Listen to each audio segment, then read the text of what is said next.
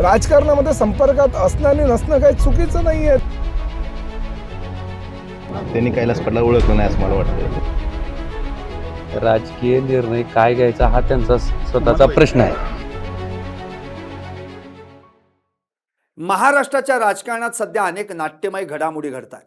त्यातच आता धाराशिव जिल्ह्यात एका नव्या राजकीय संघर्षानं जन्म घेतलाय.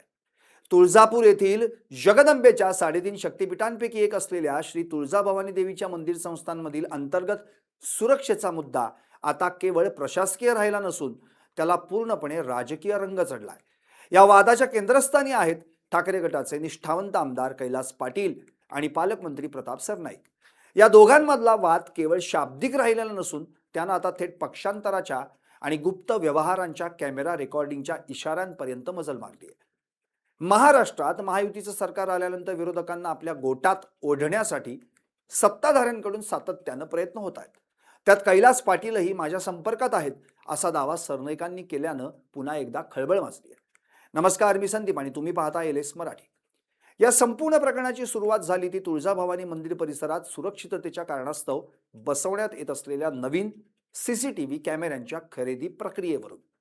आमदार कैलास पाटील यांनी पत्रकार परिषद घेऊन जिल्हा प्रशासन आणि पालकमंत्र्यांवर अत्यंत गंभीर आरोप केले. केंद्र सरकारनं सुरक्षिततेच्या कारणास्तव ज्या चीनी आणि परदेशी कंपन्यांच्या उपकरणांवर बंदी घातली किंवा ज्यांच्या वापराबाबत मार्गदर्शक तत्व जारी केली त्याच चीनी बनावटीच्या कॅमेऱ्यांची खरेदी तुळजाभवानी मंदिर संस्थांसाठी केली जात असल्याचा दावा कैलास पाटलांनी केला. देवस्थानची सुरक्षा ही अत्यंत संवेदनशील बाब असून तिथं चायनीज उपकरणांचा वापर करणं म्हणजे लाखो भक्तांच्या आणि मंदिराच्या सुरक्षिततेसोबत खेळण्यासारखं आहे अशी आक्रमक भूमिकाही त्यांनी घेतली.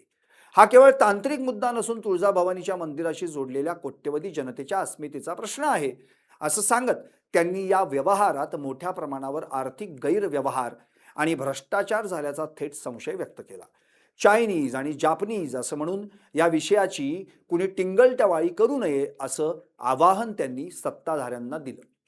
आमदार कैलास पाटील यांच्या या गंभीर आणि आक्रमक आरोपांना उत्तर देण्यासाठी पालकमंत्री प्रताप सरनाईक यांनी वेगळाच डाव टाकला. मात्र त्यांचं उत्तर हे प्रशासकीय खुलाशापेक्षा राजकीयदृष्ट्या अधिक टोकदार होतं.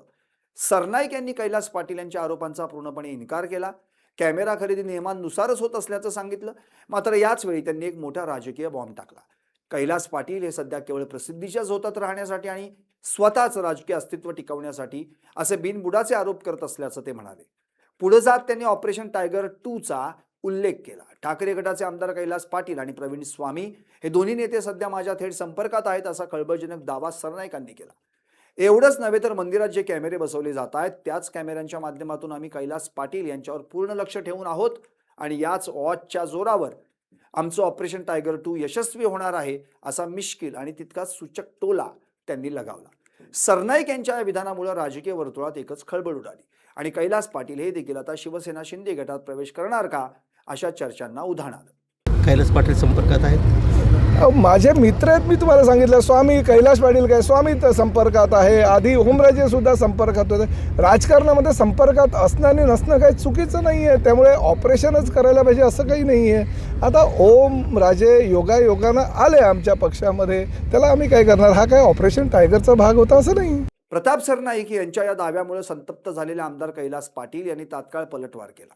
सरनाईक यांनी कदाचित कैलास पाटील या माणसाला अजून नीट ओळखलेलं नाही असं सांगत त्यांनी थेट चेतावणी दिली. या कॅमेरा खरेदीच्या व्यवहारात पडद्यामागं नक्की काय काय घडलंय याचं सर्व कॅमेऱ्यातील रेकॉर्ड्स आणि पुरावे योग्य वेळी आणि योग्य ठिकाणी जनतेसमोर आणले जातील असा सूचक इशारा त्यांनी दिला. आपण कोणत्याही ऑपरेशनला घाबरत नसून निष्ठा बदलण्यापैकी आपण नाही हे त्यांनी स्पष्ट केलं. मंदिरात बसवल्या जाणाऱ्या कॅमेऱ्यांच्या व्यवहारातील काळबेरं उघड करण्याची हिंमत आपल्यात आहे आणि त्याचे सर्व रेकॉर्ड आपल्याकडे सुरक्षित असल्याचा दावा करून त्यांनी सत्ताधाऱ्यांची कोंडी करण्याचा प्रयत्न केला. या वादामुळे जिल्ह्यातील राजकीय वातावरण कमालीचं तापलं. दोन्ही बाजूने एकमेकांची गुपितं बाहेर काढण्याची भाषा सुरू झाली. धाराशिवमधला दुसरा भाग म्हणजे कैलास पाटील असे असतील असं प्रताप सरनाईक म्हणले. ओमराजेंच्या बाबतीत अगोदर तसेच संकेत देत होते ना, आता तुमच्या बाबतीत ते संकेत? मला त्यांनी कैलास पाटला ओळखलं नाही असं मला वाटतंय. पहिला प्रश्न. आणि काल जो विषय होता त्या विषयापासून कुठेतरी लांब पळण्यासाठी असं काहीतरी हा तुळजाभवानीच्या सुरक्षेचा विषय होता. प्रत्येक माणसाच्या अस्मितेचा प्रश्न आहे, आपल्या भावनेचा विषय आहे आणि तो विषय डायव्हर्ट करण्यासाठी असं काहीतरी ऑपरेशन टायगर अशा गोष्टी ह्या बोलत आहेत. खरं तर ते जबाबदार व्यक्ती आहेत, या जिल्ह्याचे पालक आहेत, त्यांनी या बाबतीतली वस्तुस्थिती समोर आणली पाहिजे. जिल्हावासियांसमोर, राज्यातल्या तुळजाभवानीला मानणाऱ्या प्रत्येक भाविकासमोर ह्याची वस्तुस्थिती CCTVच्या बाबतीत आणली पाहिजे. त्याची टिंगलटवाळी करणे, चायनीज जॅपनीज असं बोलणं हे मला त्यांच्याकडनं अपेक्षित नव्हतं खरं तर. आणि माझं एवढंच म्हणणं आहे की तुळजाभवानीच्या सुरक्षेच्या बाबतीत जर तुम्ही एवढं त्याला टिंगलटवाळीत घेत असाल तर याच्या एवढं दुर्दैव कुठलंच असू शकत नाही. या सर्व घडामोडींमध्ये आणखी एक महत्त्वाचा पैलू म्हणजे धाराशिवचे खासदार ओमराजे निंबाळकर यांची भूमिका. ओमराजे निंबाळकरांनी काही काळापूर्वीच ठाकरे गटाला सोडचिठ्ठी देत एकनाथ शिंदे यांच्या शिवसेनेत प्रवेश केला आहे. ओमराजे आणि कैलास पाटील यांची मैत्री संपूर्ण महाराष्ट्राला ठाऊक आहे. त्यामुळे कैलास पाटील यांच्याबाबत सुरू असलेल्या या वादावर ओमराजे काय बोलतात याकडे सर्वांचंच लक्ष लागलं होतं. त्यावर बोलताना ओमराजे निंबाळकरांनी अत्यंत समजूतदार पण स्पष्ट भूमिका मांडली. आमदार कैलास पाटील आणि आपली मैत्री आजही 100% कायम आहे आणि एक मित्र म्हणून आपल्या मनात त्यांच्याबद्दल प्रचंड आदर आहे. मात्र राजकीय निर्णयांच्या बाबतीत त्यांनी स्वतःला दूर ठेवलंय. कैलास पाटील यांनी त्यांच्या राजकीय भविष्याबाबत काय निर्णय घ्यावा हा पूर्णपणे त्यांचा वैयक्तिक प्रश्न आहे. त्यामध्ये आपण कोणताही हस्तक्षेप करणार नाही किंवा त्यावर कोणतंही भाष्य करणार नाही असं त्यांनी स्पष्ट केलं. दुसरा भाग हे कैलास पाटील असे असतील असं प्रताप सरनाईक म्हणले. खरं तर पहिला भाग तुम्ही होतात, तुमचे मित्र कैलास तुम्ही पाटील. योगायोगानं आलात असंही त्यांचं म्हणणं आहे. तो योगायोग होता. एक लक्षात घ्या, आता त्याच्यावर जास्त भाष्य करण्यापेक्षा माझं असं मत आहे त्याच्यात की सर्वसामान्य माणसाच्या समस्या सोडवणं ही त्या लोकप्रतिनिधीची पहिली जबाबदारी असते आणि ती सोडवत असताना लोकप्रतिनिधी म्हणून जर त्याला काही अडचणी येत असतील तर शेवटी आम्ही जेव्हा गावात आमच्यासाठी मतं मागायला जाऊ तेव्हा लोकंसुद्धा आम्हाला विचारणार आहेत की बाबा तुम्ही इतके वर्ष इथं लोकप्रतिनिधी ह्या पदावर होता तेव्हा आमची जी समस्या घेऊन आम्ही तुमच्याकडे आलो होतो त्याच्या बाबतीत काय केलं.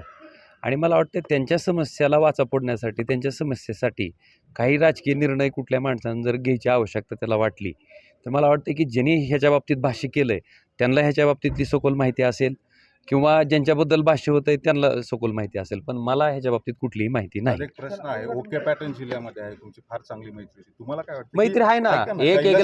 एक सोबत त्या पक्षाची आवाज तुम्हाला वैयक्तिक वाटतं? वैयक्तिक एक तुम्हाला लक्षात वाटतं घ्या, का? यावं तुमच्यासोबत, राजकीय- विकासाच्या गाडीत बसावं. राजकीय निर्णय काय घ्यायचा हा त्यांचा स्वतःचा तुम्हाला प्रश्न आहे.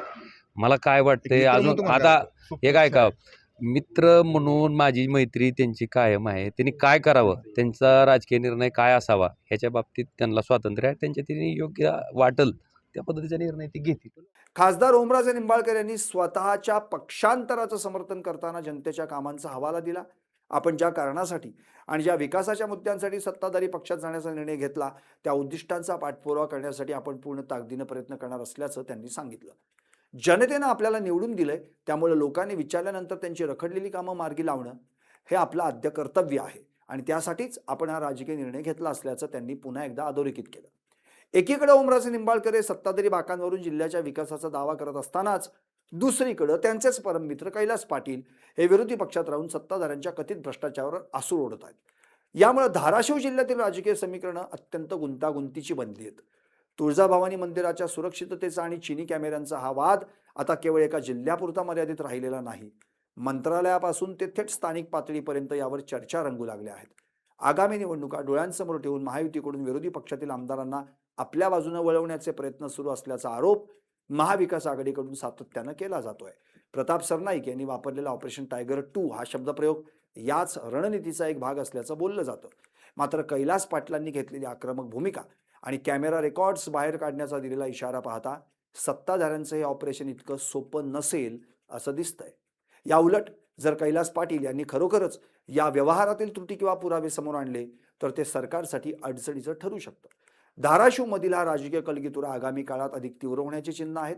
एका बाजूला देवीच्या मंदिराची सुरक्षितता, चिनी उपकरणांचा वापर आणि त्यात झालेला कथित व्यवहार असे मुद्दे आहेत, तर दुसऱ्या बाजूला पक्षांतराचे दावे, अंतर्गत मैत्रीचे संबंध आणि राजकीय कुरघोडींचं राजकारण सुरू आहे. प्रताप सरनाईक यांचे दावे खरे ठरणार की कैलास पाटील यांनी दिलेला कॅमेरा रेकॉर्डचा इशारा या प्रकरणाला वेगळं वळण देणार हे येणारा काळच ठरवेल. परंतु या संपूर्ण वादात तुळजाभवानी मंदिराच्या सुरक्षिततेचा मूळ प्रश्न बाजूला पडून राजकीय चिखलफेक मात्र शिगेला पोहोचली आहे हे नक्की. Bureau report, LS Marathi.